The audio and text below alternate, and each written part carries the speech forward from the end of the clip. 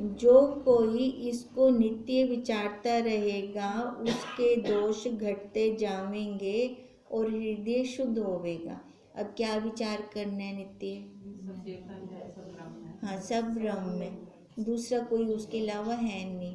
अब जहाँ एक्स तो उसका पढ़ है ना, कल हम त्रिपुटी की बात कर रहे थे। अब त्रिपुटी में एक बीच वाला निकल जाता है ना, वो जीव निकलता है, तब ये जड़ हो जाता है। वो साक्षी तो रहता है और वो आकार भी रहता है वैसा का वैसा। अब यही कह रहे हैं कि हे राम, यह जो मैंने उपदेश किया है वह बारंबार विचारने योग्य है। जो कोई इसको नित्य विचारता रहेगा उसके दोष कम होंगे और हृदय शुद्ध रहेगा। जो ब्रह्म विद्या को त्याग कर जगत की ओर चित्त लगावेगा उसके दोष बढ़ते जाएंगे। जो अपने आप में नहीं बैठता, विचार नहीं करता, विवेक नहीं करता, उसको ये जगत सत्य लग रहा है। अब जहाँ जगत सत्य लगेगा वहाँ राग द्वेष बढ़ेगा। जहाँ राग द्वेष बढ़ेगा वहाँ कर्म बनेंगे। तो जहाँ कर्म बनते हैं वहाँ फिर वो चक्कर शुरू हो जाता है अपना जन्म मरण का। हे राम, ज्यों ज्यों जीव को ब्रह्म विचार उदय होता जावेगा त्यों त्यों दुख नष्ट होते जाएंगे। हम अब अपनी पहले वाली अवस्था देखें और अब वाली देखें। पहली अवस्था में कोई विचार नहीं था तो दुख ज़्यादा था, और जब अब विचार करना शुरू किया है तो अब दुख नहीं है। तो इसका मतलब विचार बहुत ज़रूरी है। विचार भी क्या करना है, संसार का नहीं, अब अपना विचार करना है कि अब तो अपने जन्म को सार्थक कर ले। सार्थक बाहर विषयों में नहीं होगा, सार्थक ऐसे होगा हम अपने आप पर विचार करें। जैसे ज्यों ज्यों दिन का उदय होता है त्यों त्यों तम नष्ट होता है। विचार के त्यागने से दुख बढ़ते जाते हैं। जो महापापी हैं उनके पाप मेरे शास्त्र का अभ्यास न करने देंगे। ये खाली शुद्ध अंतःकरण में ज्ञान पनपता है। जब तक अंतःकरण शुद्ध नहीं होता तब तक ब्रह्म विद्या दूर रहती है, वहाँ से पास आ ही नहीं सकती। ब्रह्म विद्या की बेल कहाँ पनपेगी? शुद्ध होगा अंतःकरण, वहाँ पनपेगी। और अगर अचानक से किसी को ये ब्रह्म विद्या मिल रही है और अंतःकरण शुद्ध नहीं है, वो बेल सूख जाती है और वो या खिसकने शुरू हो जाती है, वहाँ पनपती नहीं है फिर वो। उन हाँ है ना, नहीं अच्छा भी नहीं लगता और उनको समझ नहीं आता, क्योंकि जब तक वहाँ से बाहर से दृष्टि नहीं उठती, देह से दृष्टि नहीं उठती, तब तक मेरा और मेरे वाले जाएंगे नहीं। और जब तक मोह बना रहेगा मेरे और मेरे वालों में, तब अपना काम बन नहीं सकता। यहाँ से उठना है हमें, सारी दृष्टि एकाग्र करके अपने अंदर लेकर जानी है। सबसे संबंध आकार का संबंध है, मेरा संबंध नहीं है किसी के साथ। ये दृढ़ हो जाए हमारे अंदर। आकार है तो ये सारे हैं, आकार भी तो यहीं रह जाना है, आकार साथ जाएगा नहीं। त्रिपुटी टूटती है ना तो जीव निकलता है या अंतःकरण, एक ही मतलब है ना, अंतःकरण में निकलता है।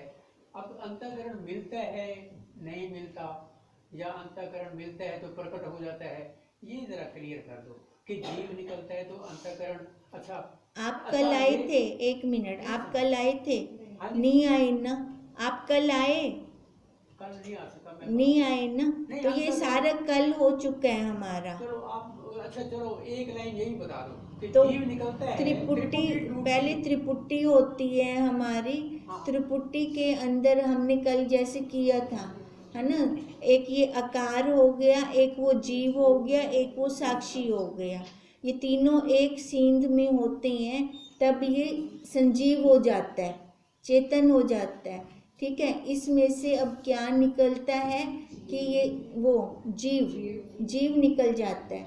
अब जीव निकलता है तब ये जड़ हो जाता है, क्योंकि साभास अंतःकरण है ये।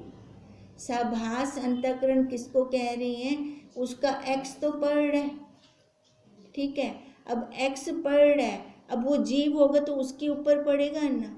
अब जैसे सूरज का एक्स तो पढ़ ही रहे, अब हमें दर्शन कैसे होंगे अगर हम जल भर के रखेंगे नीचे? नहीं, ये तो सारा पता है, ये तो तो कई बार आपने नहीं, मेरा ये पॉइंट था असल में कि ये जो जीव निकलते हैं या अंतःकरण जो कुछ है, ये जब डेथ होती है उस समय या स्लीप के अंदर भी तो हम गहरी नींद में भी तो ये चला जाता है ना।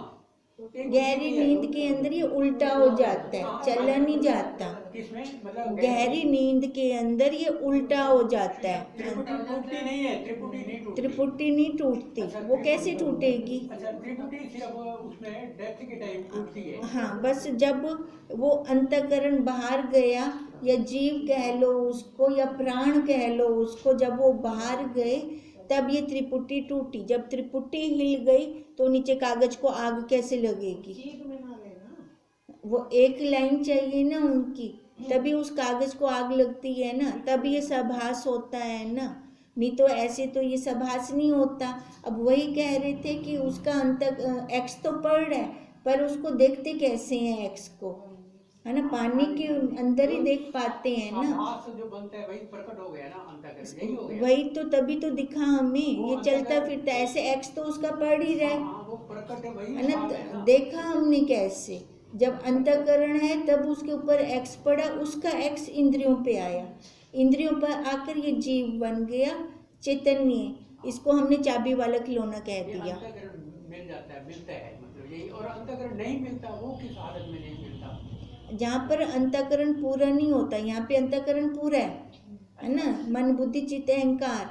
और जैसे ये जड़ हो गए, इनमें अंतःकरण पूरा नहीं है ना, तो यहाँ पर वो नहीं होता। यहाँ पे एक शरीर है, स्थूल शरीर है, का मतलब वही है तो वो जड़, एक चाबी वाले खिलौने होंगे, एक बिना चाबी के खिलौने होंगे, पर साक्षी है उधर भी पूर्ण है वो। पूरा नहीं है, नहीं मिलता। अब ये कह रहे हैं कि जैसे तम नष्ट होता जाता है, जैसे दिन उदय होता जाता है, तम नष्ट होता जाता है। अब क्या कहने का मतलब है? जैसे जैसे विचार बढ़ता जाता है, वैसे वैसे अज्ञान दूर होता जाता है। विचार के त्यागने से दुख बढ़ते जाते हैं। जो महापापी हैं उनके पाप मेरे शास्त्र का अभ्यास ना करने देंगे। अब 3 गुण काम कर रहे हैं, है ना, सत्य रजोतम। सत्वगुणी तो आसन पे बैठ जाएगा, रजोगुणी आसन पे बैठते हुए भी उसको बहुत काम दिखने लग जाएंगे, फिर उठ जाएगा। तमोगुणी आसन पे बैठेगा ही नहीं। अब जब आसन पर नहीं बैठेगा तो विचार कैसे करेगा, शास्त्र कैसे अध्ययन करेगा वो?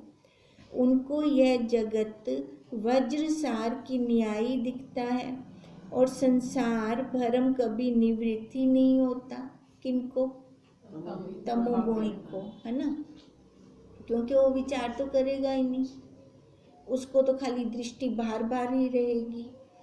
मैं तुम आदि यह सब जगत आकाश रूप है।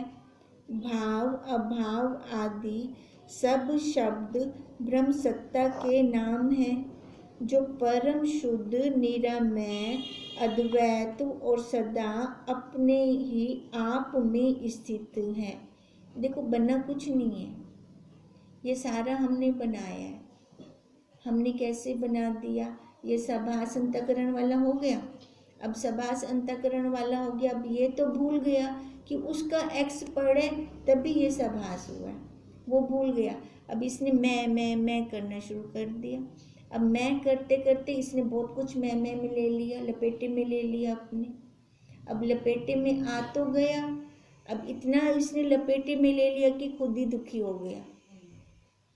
अब जैसे उनकी इच्छा थी ना, शरीर बढ़े, मैं इस संसार का अंत पाऊं, खुद की इच्छा थी, और खुद ही दुखी हुए अपने संकल्प से। ऐसे हम भी अपने संकल्प से खुद दुखी हो रहे हैं, अगर संसार वाला संकल्प है हमारा तो। इससे अब देखो ये कहते हैं ये है तो हमारे अपने आप में स्थित है, और वो कैसी है? परम शुद्ध है, निरामय है, अद्वैत्व है और सदा अपने आप में स्थित है। अगर हम अपने आप में हैं तो इतनी दूरी क्यों, है ना? अगर हम वही हैं तो इतनी दूरी क्यों, और दूरी के साथ ये पुरुषार्थ क्यों, जब हम वही हैं तो। अब पुरुषार्थ इसीलिए हम कर रहे हैं कि हमें लगता नहीं है हम वही हैं। हमें क्या लगता है? ये शरीर लगता है, तभी हमारा ये पुरुषार्थ चल रहा है। अब यही बात करें, हैं तो हम सदा अपने आप में स्थित हैं। जितने पदार्थ हमें भासित होते हैं वे ऐसे हैं जैसे शिला में शिल्पी जिन पुतलियों की कल्पना करता है वे सब शिल्पी के चित्त में ही तो हैं। अब शिल्पी ने तो कल्पना की ना, इस खंबे में से ये बन सकता है, या एक टेलर ये कर रहा है, इस कपड़े के थान में से ये मैं बना सकता हूँ। अभी वो सोच रहा है, अब वो सारी कल्पना कर रहा है। अब वो कल्पना उसके मन के अंदर है, बाहर नहीं आई, ठीक है। अब ऐसे ही हमारी भी ये सारी कल्पना है। कल्पना है कि मैं माँ हूँ, मैं पत्नी हूँ। अब ऐसे तो कोई हमें पहचान नहीं सकता, ऐसे तो आकार दिखेगा, पर हम सब अपने चित्त के साथ जुड़कर हम ये सारा कुछ बन गए हैं। अगर हम ना बने तो कोई हमें डंडा थोड़ी मारेगा, है ना। हम कहें कि मैं ब्रह्म हूँ, अच्छा हम किसी को कहते भी नहीं हैं, अपने मन में ये दृढ़ कर लें, जैसे हमने अपने मन में दृढ़ कर लिया ये माँ का भाव, पत्नी का भाव, जैसे वो दृढ़ किया है, हम किसी को कहते तो नहीं रहते। अब ऐसी अगर ये दृढ़ कर लें कि मैं ब्रह्म हूँ, कहीं ना किसी को, हमारा काम बन जाएगा। कैसे काम बन जाएगा? ये हमारा चक्कर नहीं लगना दोबारा। चक्कर हमारा तब लगता है अगर मैं कुछ भूल आई हूँ, सत्संग भवन में कुछ भूल आई हूँ तो लेने आऊँगी। अगर मैं कुछ भूली ही नहीं, लेने क्या आऊँगी फिर। अब ऐसे ही वो कह रहे हैं ये जितनी भी कल्पना है चित्त में है, चित्त को खाली करें। वैसे ही जगत के पदार्थों की प्रतिभा जो सब मन में है वह उसी का किंचन रूप है और कुछ वस्तु बनी नहीं है। जैसे हम भाव दृढ़ कर लेते हैं वैसे ही हमें सामने दिखने लगता है। वह सदा अपने आप में स्थित है और परम मौन रूप है, उसमें विकल्प कोई नहीं प्रवेश कर सकता। वो हमें हस्तक्षेप नहीं कर रहा ना, हम साक्षी हैं खुद, है ना। अगर मैं माँ बन जाती हूँ वो हमें रोकता नहीं है, तू माँ ना बन। मैं अगर ब्रह्म बन जाती हूँ तो भी नहीं रोकता वो, तू ब्रह्म मत बन। वो मौन होकर देख रहा है। हिसाब किताब कब होता है? अंत में, है ना। जब इससे शरीर की प्रारब्ध खत्म होती है तब वो सारा हिसाब किताब होता है। इतना तो हम जान रहे हैं ना, हिसाब किताब तो थीवना है। ਤਾਂ ਆਪਾਂ ਹਿਸਾਬ ਕਿਤਾਬ ਇਵੇਂ ਲੈਵਲ ਤੇ ਰੱਖੋ ना हमको कुछ देना पवे ना साकू कुछ गिनना पवे। ये इस लेवल के अंदर रखें। अगर इस लेवल के अंदर रखते हैं, लो दो और चलो, बस खत्म हो गया हमारा वहीं पर ही।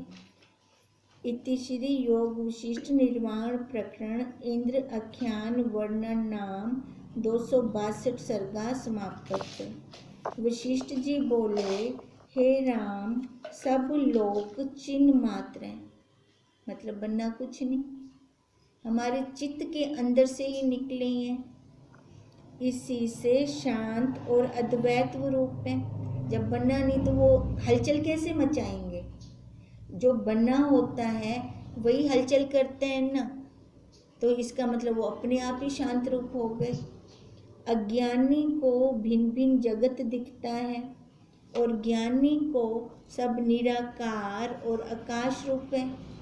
ज्ञानी के लिए है ये सारा, है ना। निराकार कुछ बढ़िया ही कहने, और बार बार हमें वो यही कह रहे हैं निर्वाण प्रकरण में कुछ है ही नहीं, कुछ है ही नहीं। ये जितना कुछ है हमारे चित्त से है, हमने इनको चित्त से पैदा किया, मतलब कल्पना की, और उस कल्पना में ही हम डर रहे हैं। डर से जो बना नहीं, अपने आप ही कागज पे शेर बना दिया, शेर से मैं डर रही हूँ। ऐसे ये सारा मैंने खुद बनाया, उससे मैं खुद डर रही हूँ। ये है कैसा सारा? आकाश रूप है, आकार कुछ बने नहीं है। आत्म सत्ता निराकार है और वही परम शुद्ध सत्ता इस प्रकार दिखती है। जैसे हम पहले भी कह रहे थे, भी साफ जल के अंदर ही दिखाई देगा, है ना। साफ शीशा ही सारा कुछ अंदर दिखा सकते हैं ना, वैसे का वैसे हमें दिखा देगा जो उसके सामने प्रकट होगा। अब ये है तो परम शुद्ध सत्ता, अब परम शुद्ध सत्ता जैसा आगे आएगा वस्तु, वो उसको वैसे ही दिखा देगी। दर्पण के आगे जैसा कुछ आएगा उसको वैसा दिखा देगा। वह शांत रूप अनंत और चिन्ह मात्र है। इंद्रियां भी ज्ञान रूप है। अब ये इंद्रियां ज्ञान रूप कैसे हो गई? अपना काम कर रही हैं और हमें ज्ञान करवा रही हैं, है ना, जनवा रही हैं हमें ये। और हाड मांस रुधिर हाथ पैर सिर आदि संपूर्ण शरीर भी ज्ञान मात्र है। ठीक है, कर्म इंद्रियां भी और ज्ञान इंद्रियां भी अपने काम में रहते हैं, है ना। टस से मस हिलती नहीं है वो। ज्ञान से भिन्न कुछ नहीं, चिन्ह मात्र ही इस प्रकार भासित होती हैं। जैसे स्वप्न में शरीर आदि और पहाड़ नदियाँ और वृक्ष जो दिखते हैं वे अपना ही अनुभव है, वरना कुछ नहीं, है ना। स्वप्न में हम कितना कुछ देख लेते हैं, सत्य होता है क्या? वो मेरा अनुभव सत्ता से ही हुआ ये सारा कुछ, पर बना कुछ भी नहीं। वैसे ही यह सब जगत अनुभव रूप है। यह कारण से रहित कार्य दिखता है। अब जैसे स्वप्न कारण से रहित है, पर था तो सही। अब ऐसे ये जगत कारण से रहित है, पर है। अब जैसे स्वप्न का अनुभव लिया, ऐसे इसका भी अनुभव ले। इसको जैसे स्वप्न को झूठ कह दिया, ऐसे इसको भी झूठ कह दें। तुम अपने अनुभव में जाग कर देखो कि सब अनुभव रूप है।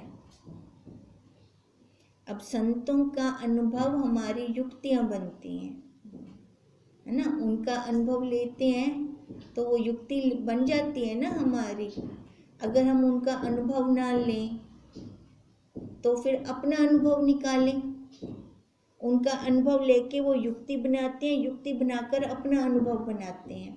अगर सीधा ही अपना अनुभव बनाना चाहें तो अपना पुरुषार्थ हो, फिर अपना पुरुषार्थ से देखें। वो बार बार कह रही हैं वो आप हैं और कोई दूसरा है नहीं, तो कैसे आप हैं? क्योंकि आज तक तो परमात्मा को हम बाहर देखते रहे थे, अब हमें परमात्मा वो अपने अंदर देखना है, तो कैसे देखें? उसको देखने की युक्ति चाहिए ना। तो ये युक्तियां हमें दे रही हैं, और उस युक्ति को फिर एक बार अनुभव करें। तो उसका डेमो हम सुबह ध्यान समाधि में लेते हैं। आकाश में आकाश भी आकाश रूप है, सत्य में सत्य है, भाव में भाव है, अभाव में अभाव है, सब आत्म रूप है। अब कुछ बना ही नहीं, तब तो जिम्मे मर्जी आख लियो जो निराकार है। अगर कोई आकार वाला होता तो उसको हम कहते ना ये ऐसे नहीं ऐसे है, ऐसे नहीं ऐसे है ना, इतना नहीं इतना है। इसके लिए क्या कहें? जो आकाश रूप है उसके लिए हम कह सकते हैं, जो निराकार रूप है उसके लिए कुछ कह ही नहीं सकते। तभी कह रहे हैं आकाश में आकाश भी आकाश रूप है, सत्य में सत्य है, भाव में भाव है, अभाव में अभाव है, सब आत्म रूप है, भिन्न कुछ नहीं। जो तुम कहो कि वस्तु कारण ही से उत्पन्न होती है सो सत्य होती है, परंतु जगत का तो कारण कहीं नहीं मिलता। अब देखो, मनुष्य से मनुष्य पैदा हुआ, ठीक है, आम के पेड़ से आम ही निकलेगा, है ना, केले से केला ही निकलेगा। पर जो ये परमात्मा है, इससे जो कुछ मर्जी मांग लो, सारा कुछ निकाल के प्रकट कर देता है। और एक का तो कारण बन गया, इसका क्या कारण बना? वहां से तो हमने जाना, मनुष्य से मनुष्य निकल आया, पशु से पशु निकल आया, है ना, फलों से वो जो सेब है, सेब से सेब निकला। अब इससे जो भी मांगो आप, सारा निकल आता है। तो ये कारण हुआ कि कारण से रहित हुआ? कारण से रहित हुआ। हाँ, इसके हाँ अनलिमिटेड है ही नहीं इसका कोई कारण। क्या कारण बोले हम इसका? हम कारण बोल ही नहीं सकते इसका कुछ। तभी वो बार बार कहते हैं कि ये अकारण है, इसका कोई कारण ही नहीं मिलता। इससे यह मिथ्या है, तो कारण भी इसका कहिए कि सब यह वस्तु जो है वो कार्य भी तब कहिए अगर वो कारण सत्य हो। इसलिए कहते हैं जगत मिथ्या है, इसका कोई है ही नहीं। क्या कारण बताऊं मैं? इस जगत के अंदर कितना कुछ निकला पड़ा है, तो इन सब का क्या कारण होगा? वो परमात्मा, उस परमात्मा का क्या कारण है? इस जगत का कारण परमात्मा, परमात्मा का क्या कारण है? कारण आगे है ही नहीं उसका, उसका कोई कारण है ही नहीं। तभी वो कहते हैं इस जगत का भी कोई कारण नहीं है। हे राम, ब्रह्म सत्ता तो न किसी का समव्य कारण है और न किसी का निमित्त कारण है। ये तो केवल अच्युत्य है ही नहीं इसका कोई कारण। अब मटके का कारण कह सकते हैं हम, है ना, उसके तीनों कारण निकाल सकते हैं, निमित्त भी, समव्य कारण भी, उपादान कारण भी। पर इस जगत का क्या बोले हम, क्या कारण है इसका? कुम्हार मिट्टी जैसी घड़ा, समव्य कारण हो गया उसका, ये क्या होता है, कुम्हार तो हो गया निमित्त कारण, है ना। उपादान कारण हो गया वो मिट्टी हो गया। समव्य कारण जिसके ऊपर हमने बनाया, जिसके ऊपर बनाया हमने, औजार जो हो गया, हाँ, बनाया हमने, वो उसका समव्य कारण हो गया। अब ऐसी देखो, इसका क्या औजार है, क्या निमित्त कारण है? कुछ है इसका? इसका तो कुछ है ही नहीं। तभी वो बार बार कहते हैं जगत का तो कोई कारण ही नहीं है। इसी से समव्य कारण नहीं और अद्वैत है, इससे निमित्त कारण भी नहीं है। वह तो सब इच्छाओं से रहित है, उसको किसका कारण कहिए? क्या कारण कहें परमात्मा का? क्या कारण है उसका? और सब कारण नहीं तो कार्य किसका हो? जब कारण से कार्य होता है ना, है ना। जब कारण ही नहीं है तो कार्य क्या हो? इससे सब जगत जो दिखता है वो आभास मात्र है, बना कुछ नहीं है। ये खाली हमारी कल्पना में बना खड़ा है। अब इस जगत को बहुत से संतों ने खत्म भी कर दिया, है ना। अब खत्म उनकी दृष्टि में हुआ, तभी हम कहते हैं दृष्टि से सृष्टिवाद। जैसी दृष्टि वैसी सृष्टि। अब उनकी दृष्टि में खत्म तो सृष्टि भी खत्म। अब अगर उनकी दृष्टि में खत्म नहीं है तो फिर ये सृष्टि भी उनकी खत्म नहीं है।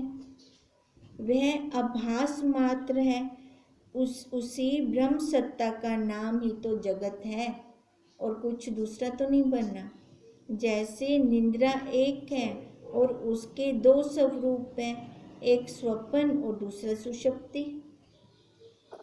स्फुरण रूप का नाम स्वप्न स्फुरण है अब निद्रा के 2 रूप बता दिए, कौन कौन से, एक स्वप्न और एक सुषुप्ति।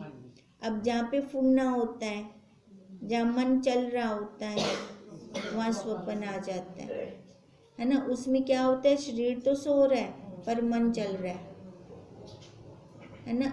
अब मन चल रहा है तो वो जो जागृत में अपनी इच्छा नहीं पूरी कर सका, वो स्वप्न में वो इच्छा पूरी करता है अपनी, फिर वो क्योंकि फुरने आ गई ना उसको।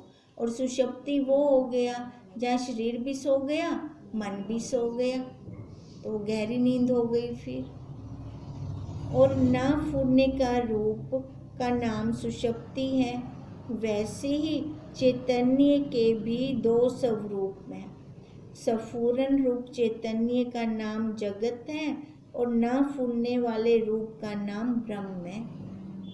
अब हम कहते हैं ना, हिंदे डू थोड़ी बैठे, हम जीव भी कहते हैं, इसको ब्रह्म भी कहते हैं। है क्या 2? है तो वही कि दूधी जगह है क्या, अंदर जगह ही नहीं है। अब वही एक है, जब मन चल रहा है तो ये जीव बन जाता है, संसार बन जाता है, इसका जगत बन जाता है। जब मन नहीं चलता इसका तो ये फिर वही ब्रह्म स्वरूप हो जाता है। जैसे एक ही वायु का चलना और ठहरना, ये 2 पर्याय हैं। जब चलती है तब देखने में आती है और जब ठहरती है तब आलक्ष्य हो जाती है। वायु तो दोनों अवस्थाओं में है और शब्द का विषय नहीं होती। वैसे ही सफूरन रहित ब्रह्म सत्ता में शब्द की प्रवृत्ति नहीं होती। सफूरन रहित ब्रह्म सत्ता में मतलब जब कोई फुरना नहीं है, जब मन नहीं चल रहा, तो वहाँ पर शब्द आ ही नहीं सकता, शब्द प्रवेश ही नहीं कर सकता कोई शब्द। कभी अनुभूति लिए कि मन एकदम शांत हो, कोई फुरना ना रहो, कोई विचार ना रहो। अनुभूति तो एक मिनट अभी यहाँ मिल गई। जैसे आपने अभी कहा कि प्रारब्ध खत्म होती है, जीव निकल गया। कहाँ भाई जीव निकला? इसका मतलब ज्ञानी की दृष्टि, अनुभूति मुझे यही हो रही थी, तभी मैंने कि भाई जीव निकल गया, प्रारब्ध खत्म होती है, ये फॉर अदर्स, दूसरों के लिए है ना। अब ये भी अज्ञानी की दृष्टि है, ये ज्ञानी की है। बताओ भाई, बताओ। देखो, प्रक्रिया में से जब हम निकलेंगे तभी हमें समझ आएगा। नहीं वैसे ठीक है। हाँ। छोटे बच्चा है ना, अभी ए फॉर एप्पल जो चल रहा हो, उसके हाथ में एमए की क्लास की पुस्तक दे दें तो वो नहीं समझ सकेगा, है ना। या खाली शब्द रट सकता है, शब्द रटन हो सकते हैं, पर वो प्रक्रिया में से जब तक निकलेगा नहीं उसको कुछ समझ में नहीं आएगा। शब्दकोश भले बन जाए उसका, आगे नहीं बढ़ पाएगा। तो ये प्रक्रिया में से निकलने के लिए हम ऐसे उदाहरण से लेते हैं, ऐसे दृष्टांत लेते हैं। नहीं तो कैसे ये, नहीं तो समझ में तो यही आता है। आज तक यही कहा आत्मा निकल गई तब मर गया, है ना। आज तक तो यही हम समझ रहे थे ना, आत्मा निकल गई। भाई आत्मा नहीं कहनी निकलती। अब इसको बाय प्रैक्टिकली जब तक हम बताते नहीं, जब तक हम खोल कर बताते नहीं, तो समझ कैसे आएगा? आपने कह दिया, वो पहुंच गए उसी टाइम। तो कहने से ना, कहने से ना, सुनने से नहीं अनुभूति होती।